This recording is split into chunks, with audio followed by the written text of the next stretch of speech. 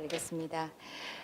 제가 뭐 오전 질의 간략히 몇 단어로 이제 나열해서 말씀을 드려보면 어쨌든 전자정보 지원 산업 두 기관이 존재하죠. 행안부 소관의 한국정보화진흥원 그리고 또 문체부 산하의 한국문화정보원 두 기관의 각 등장인물이 존재합니다. 행안부 얘기에 따라서는 전문가들로 구성된 사업조정위원회를 통해서 이루어져야 할 일이 이와 별도로 검토회의라는 것을 진행해서 이루어졌고 관련해서 관여한 사람들이 셀프 심의도 하고 그들 간의 관계를 추적해봤더니 기재부 파견 동기였습니다. 장기간에 걸친 과제 선정 과정을 장악하고 독점하고 사업을 사유화했다라는 비판을 받고 있는 상황입니다. 거기에 더 조사를 했더니 한국문화정보원을 중심으로 또 다른 내용을 확인할 수 있었습니다. 공공저작물 업무 담당 계약직 직원 채용이 있었는데 43명이 응시한 채용에 최종 합격한 지원자는 이전에 2년 정도 전에 한 달간 한국문화정보원에서 일한 경력이 있습니다. 인턴 경력으로 기재를 합니다. 그런데 해당 정보원이 그 지원자가 일했다라고 하는 인턴 경력 당시에는 인턴 채용을 공고한 적이 없었습니다. 급여 지급 내역을 보니까 일용직이었고 결과적으로 허위 경력이었습니다. 다른 지원자 같은 경우에는 분명히 인턴과 이런 방식의 일용직이라든지 기간제라든지 엄격하게 구분을 해서 지원을 서에 쓰고 있었습니다. 어쨌든 아무 문제 없이 1등으로 서류심사 통과합니다. 면접 대상 5인에 포함됩니다. 다른 직장 경력 증명서를 내는데요. 면접일 날 제출해야 되는 기본 증명서들입니다.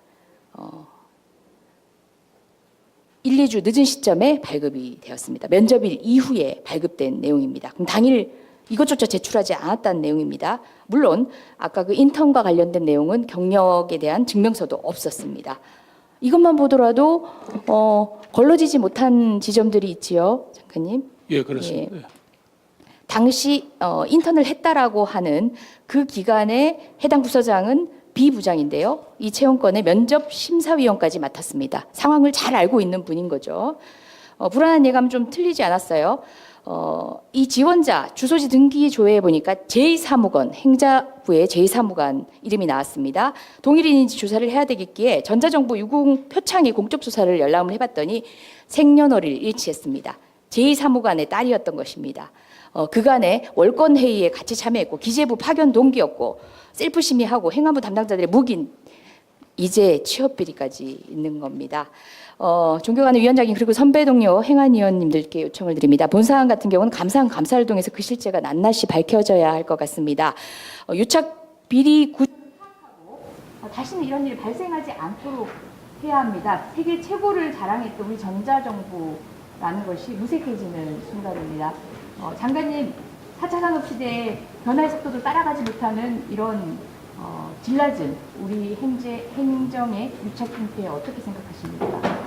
예, 의원님 지적하신 대로 국회에서 감사원 감사를 청구를 하면 예, 그대로 뭐 좀 따르도록 하겠습니다. 그리고 사실은 저희들이 내부에는 조사를 해봐야 한계가 있는 것 같습니다. 의원님 우선 저희 나름대로 최선을 다해서 조사를 하되 의원님께서 지적하신 사항이 사실로 판명이 되면 그에 대한 저희 수준에서는 적절한 조치를 취하겠습니다. 그런데 의원님 말씀하신 대로 이런 정도 내용이라면 감사원 감사를 청구를 해서 조금 종합적으로 한번 들여다볼 필요가 있는 것 같습니다. 수고하셨습니다. 다음에는 우리 이채익 간사님 질의해 주시기 바랍니다. 예.